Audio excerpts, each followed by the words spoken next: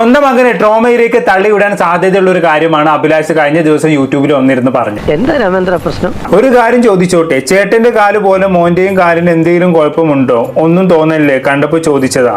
ഈ കമന്റിന് അഭിലാഷ് കൊടുത്ത മറുപടിയാണ് ഒട്ടും അംഗീകരിക്കാൻ കഴിയാത്തത്. സത്യം പറഞ്ഞാൽ സ്വന്തം കുഞ്ഞിനെ തന്നെ അപമാനിക്കുന്ന തരത്തിലാണ് അഭിലാഷ് ഈ കമന്റിന് മറുപടി കൊടുത്തിട്ടുള്ളത്. എന്തോ കുത്തി പറയുന്ന പോലെ എനിക്ക് ഫീൽ ചെയ്യുന്നുണ്ട് കേട്ടോ. കുത്തിയില്ലല്ലോ, കുത്താൻ പോണല്ലേ ഉള്ളൂ. ഇവക്കറിയാം, ഇവക്ക് മാത്രമേ അറിയുള്ളൂ. അതുകൊണ്ട് ഞാൻ പറയാം, ഇങ്ങനെ പറയാം, എന്റെ ലിംഗത്തിൽ ഒരു മറുകുണ്ട്, ഒരു ബ്ലാക്ക് മറുക്, ചെറിയ ബ്ലാക്ക് മറുക്. പറയാം, എന്റെ ലിംഗത്തിൽ ഒരു മറുകുണ്ട്, ഒരു ബ്ലാക്ക് മറുക്, ചെറിയ ബ്ലാക്ക് മറുക്. അത് ഈ ചെറുക്കന് കറക്റ്റ് ആയിട്ട് ഇതൊക്കെ എങ്ങനെ സംഭവിക്കുന്നു?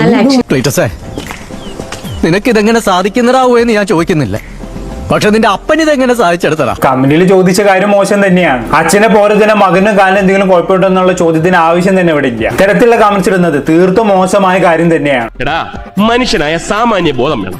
പറയുന്ന നിങ്ങൾക്ക് മാത്രം യാതൊരു എളുപ്പമില്ല. തന്റെ ലിംഗത്തിൽ ഒരു മറുകുണ്ട്, അത് തന്നെ കുഞ്ഞിനും അതുപോലെ കിട്ടിയിട്ടുണ്ടെന്നാണ് അഭിലാഷ് പറഞ്ഞത്. പബ്ലിക്കായി പറയാൻ പറ്റിയൊരു കാര്യമാണ് ഇതെന്നാണ് എനിക്ക് ചോദിക്കാനുള്ളത്.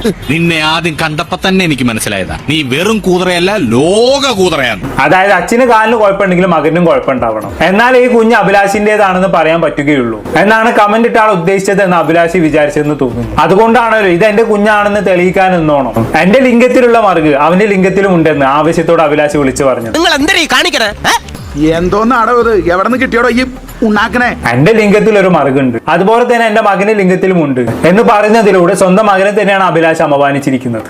100% ഞാൻ യോജിക്കുന്നു. സ്കൂളിൽ അടക്കം അവന് ബുള്ളിങ് നേരിടാൻ സാധ്യതയുണ്ട്. നിന്റെ ലിംഗത്തിൽ മറുകുണ്ടെന്ന് അച്ഛൻ പറഞ്ഞല്ലോ, നോക്കട്ടെടാ കാണിക്കടാ എന്നൊക്കെ പറഞ്ഞുകൊണ്ട് കൂടെയുള്ള കുട്ടികൾ തന്നെ കുഞ്ഞിനെ അപമാനിക്കാനും കളിയാക്കാനും ഒക്കെയുള്ള സാധ്യതയുണ്ട്.